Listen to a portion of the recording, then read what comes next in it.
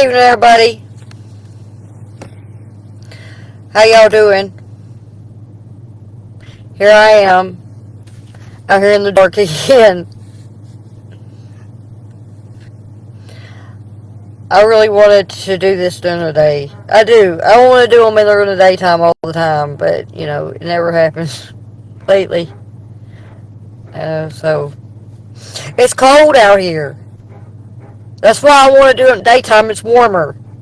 It's cold. I don't know what. I guess the Lord just got me. He's got something going on right now. He's testing. He's testing my patience, I guess, and my ability to persevere. I'm gonna persevere through this, though. I'm gonna get these messages out. I'm sitting here in my car with the heater on. I'm fixing to give y'all a message. Lord Jesus.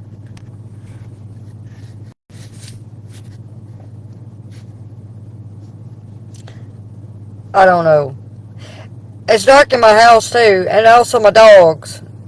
I have to put them in the house so they don't bug us with their barking. So, I can't leave them out in this cold. Can't be in the house, so we'll make it work. We'll make it work. We'll make it work. Somehow. Anyway. I almost had a flat tire earlier. I hope it's not going to go flat. I aired it back up. I hope it don't have a hole in it. It don't have no hole in it. Let's say it. I'm going to be positive. In the name of Jesus, my tire does not have a hole in it.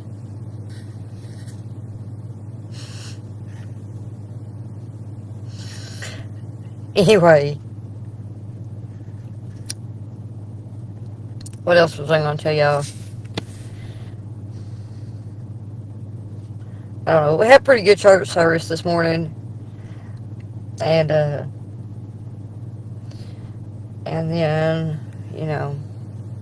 I prayed, came home and I church online. I prayed some. Took my sister to the store, and then the tire was about flat, But everything's alright. But except it being cold. I don't like the winter time. I don't. But it is what it is. And the Lord made it for a reason. So, we just got to deal.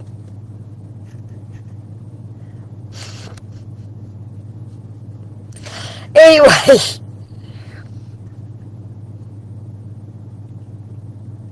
There was something else I was going to tell y'all too, but I forgot about it. I don't know. Anyway, we're back to the message. Tonight's message. We're on 1 Chronicles 25. Oh, I was going to tell y'all.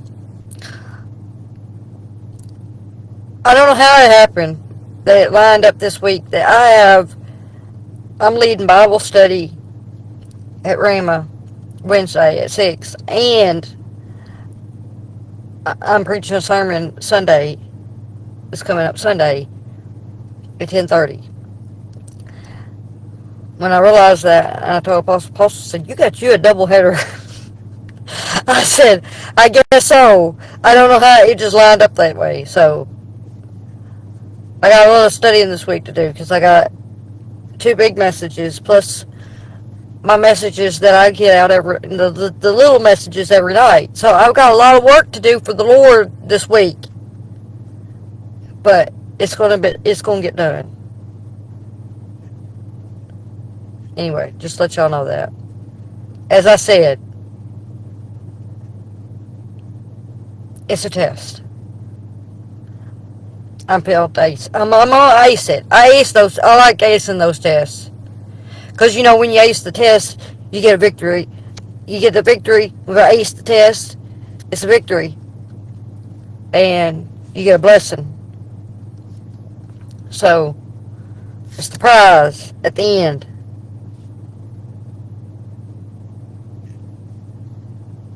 That's not why I do it. I do it because I want to please the Lord. But I know pleasing the Lord, He's going to bless me. So, anyway, to the message. This message is 1 Chronicles 25 is called, the title is David and the Sons of Song, Organizing Prophetic Musical Ministry. A lot of people don't realize that when we talk about music in church, and you talk about music in general, that music, because music flows from the heart, and God speaks to your heart, that the music can often be prophetic. And that's what this chapter is about how David organized this prophetic ministry uh, of music, of song. There were certain of the Levites were responsible for this musical ministry that was a prophetic type ministry that they did. I hope that my phone is not going to go dead on me while I'm doing this message. I'm at 4%, so we'll see. Um, as I said, this chapter details the King David's meticulous organization of the Levite musicians for service in the temple. Of course, Solomon was going to be the one that would build the temple, but David was doing all this preparation. All these chapters are David preparing, organizing everything. He was the organizer. He was getting everything ready, that there would be this system that would be set up so that Solomon was going to build the physical structure itself. But David, just like David had organized and established the kingdom and the order of the kingdom, he was doing the same thing for the order of worship in the temple. So, this chapter names the leaders of these musicians, and describes their role in worship, which explicitly is called prophesying in this chapter. That they were prophesying with musical instruments. Um, and this organization establishes a permanent, structured, and spiritual dimension to the public worship of God, ensuring its continuation for generations. And the first part of this chapter, David, along with his army commanders, separates these leaders, the sons of Asaph, Heman, and Jeduthun, for ministry. And it says, that this was this musical worship was going to be a form of prophecy, and this indicates that it's the divine inspiration of music and its role in proclaiming God's truth. So they set apart these certain sons, and to prophecy with, it says, lyres, harps, and cymbals. So they have musical instruments. Remember, David created all these musical instruments, and now he's setting these people in their roles that they would be using these instruments, these musical instruments. And it tells that they would be prophesying. It talks about the rhythm of the king, which there was a specific rhythm to which, like, even when David did the Psalms, there was a rhythm to which they went by. And I know that if you ever hear someone who is if speaking in tongues, when you speak in tongues, there is a rhythm to the tongues when they're speaking in the tongues. But there is also a rhythm when the Holy Spirit comes upon you. I know for me, I don't know about everybody, but for me, I hear music, and then there's certain tunes. There's certain rhythms that um, that I hear, and um, I don't hear them with my ears. It's not these ears, but there is a rhythm um, that that that I call a rhythm of heaven. There's certain rhythms. It's just the way it is. But this says that they were to prosper in the rhythm of the king. And um, so I guess you could say, those rhythms are the rhythms of the king. It was the true king. So they flow from his heart. So anyway, and then it tells is specifically, certain one. It said Asaph was the one that prophesied in the rhythm of the king, and then it says Jeduthun prophesied with the lyre in thanksgiving and praise to the Lord, and then Heman it was called the seer, king seer in the words of God. So they all had a specific, I guess you could say, song that was attributed to each one of them. That's the way I would explain it. I don't understand that exactly, but that's what I would, in my interpretation. I don't know if that's the correct interpretation, but in my interpretation, it was that they would have specific. Um, each one was different. I don't know. I have to do more study on that. I don't know everything. That's just the feeling when I was reading this chapter. That's what I got. Was like there was a difference in, because they used a different description of how they prophesied, so that, and if this is attributed to music, then maybe there was a different rhythm and a different song. And it specifically says, that Haman was the one that was, uh, he was given a big family, so that he could exalt him according to the words of God. And the thing that popped in my mind was, if he was given a big family so that to exalt him according to the words of God, but he was given this big family, and if they were supposed to pass this down through their generations, that this is supposed to continue, and they're supposed to teach this to their children, that because it goes through this lineage of these Levite priests, and he's given this big family. The thing that popped in my mind was a choir, and he had a choir.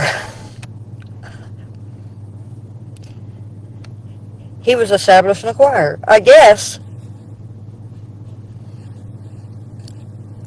Anyway, they established all these priests. There was 288 of them altogether. They did 24 concourses, which was 12 being each of these musicians that were in service to the house of God and instructed in the songs of the Lord.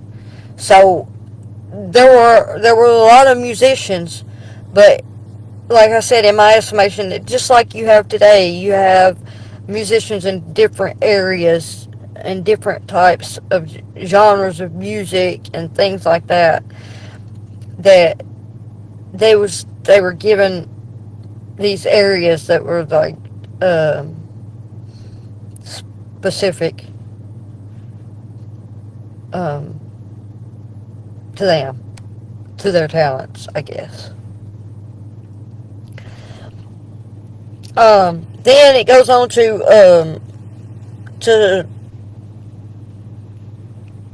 highlight the theme of divine order and impartiality in service, where it says that these divisions of the musicians, he divided them into 24 concourses, was formalized by casting lots, just like they did for the priest.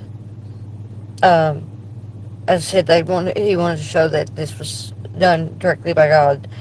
Ensuring these assignments were determined by God's providence, and not anybody was choosing this.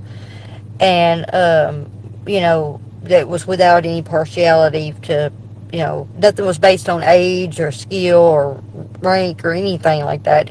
It was God's choosing who would go where and do what.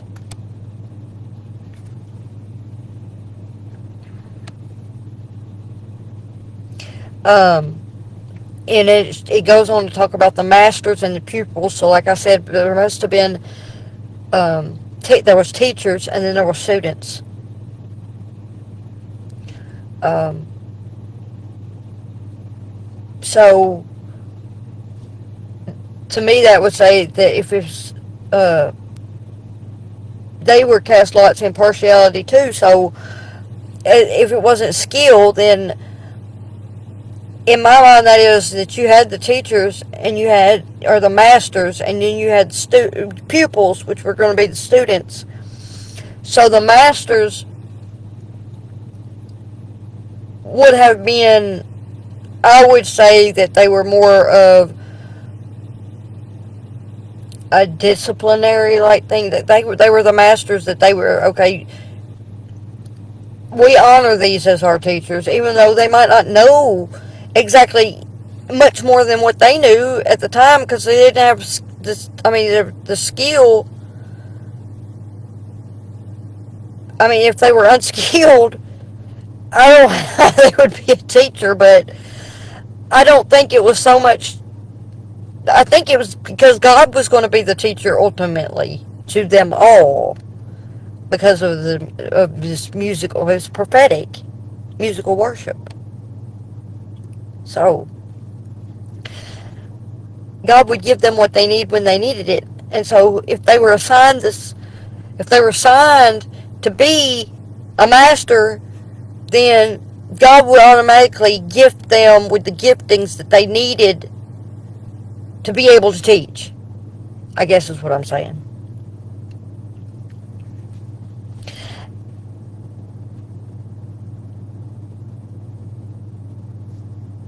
And then it goes on to records, of course, the 24 courses that are determined by the lots.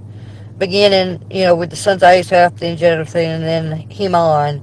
And the lots are cast one after the other, and this ensures fair and ordered rotation of service. And, of course, the rest of the chapter is just this long list of just showing who's where. And this 12, and this 12, and this 12, just divided all these divisions. So, this chapter, within the narrative, aims to validate and inspire,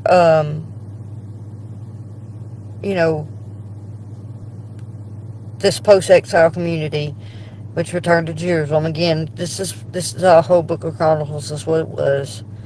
But this chapter specifically details, David's organization of this proper and elaborate structured worship of God through this prophetic ministry, specifically with the Levites, separate from where you had the priest. This and it emphasizes the importance of worship and obedience to God's established order in the overall biblical narrative.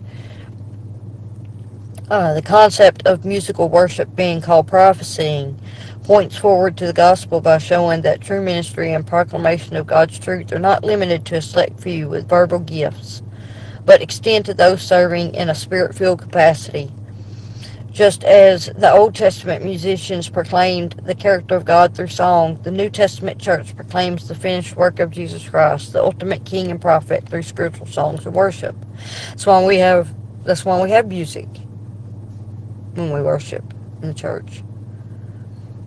It goes directly related back to when David established that order in this chapter. And for spiritual growth, this chapter underscores that all roles in service are sacred and appointed by divine providence, which is highlighted by this casting of lots. And the organization highlights the necessity of order, preparation, and unity in serving God. It teaches that our unique gifts, whether prominent masters or supporting pupils, are to be used for the collective purpose of giving thanks and praising the Lord, finding our greatest fulfillment in disciplined, joyful worship of the living God. So as I said, I know in ministry that,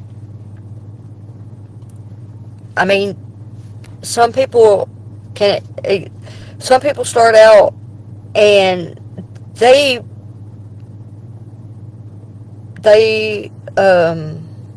become equipped quicker than others, and to do the ministry. So that because that's God doing that.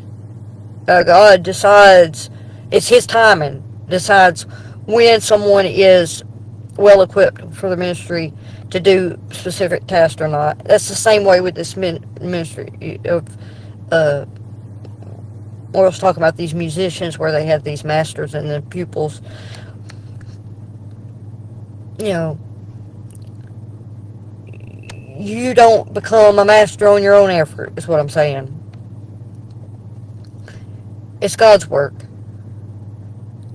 And if He so chooses that you're going to be a pupil for 20 years, you're going to be a pupil for 20 years.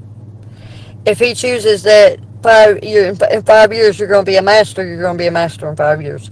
That's how He works. So a lot of people want to rush, and they want to think that, you know, they can't sit underneath a leader and learn and be equipped for a period of time. They want to rush it, and they want, like I said before, they want to become a head when ain't none of us a head. The only head is Christ, and you know, as far as you're gonna get is a shoulder. Anyway, but why you want to rush to be that if that's not what God has planned? So, you know, I guess what I'm trying to say is,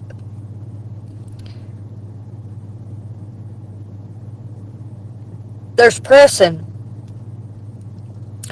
Paul talks about, you know, that we press toward the mark of the prize, the high calling in Christ Jesus, but it's a marathon, not a sprint.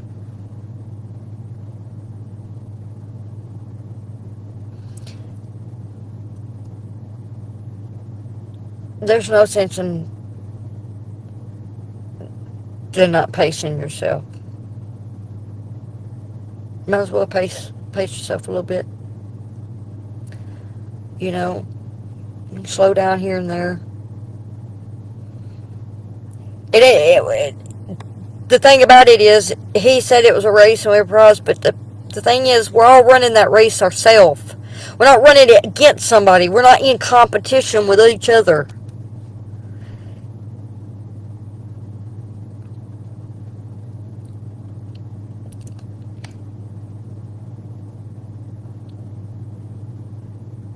You know, it's a challenge, individual challenge, not a collective one. Like that, I mean, it's not a competition of one pitted against the other, and whoever gets there first is the winner. It don't work like that.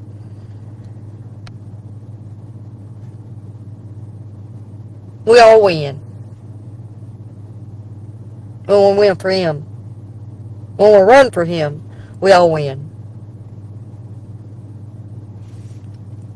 So, anyway, so you run knowing that, and knowing that you're insured that if you just, as long as you keep moving, that's really all that matters. Just keep moving. You're gonna get there eventually. When it's time, it's time. He'll meet you on the road. Because ultimately, He is the finish line. Wherever He pops up.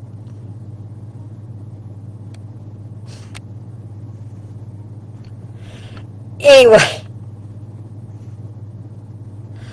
I guess that's it for tonight's message. I don't know.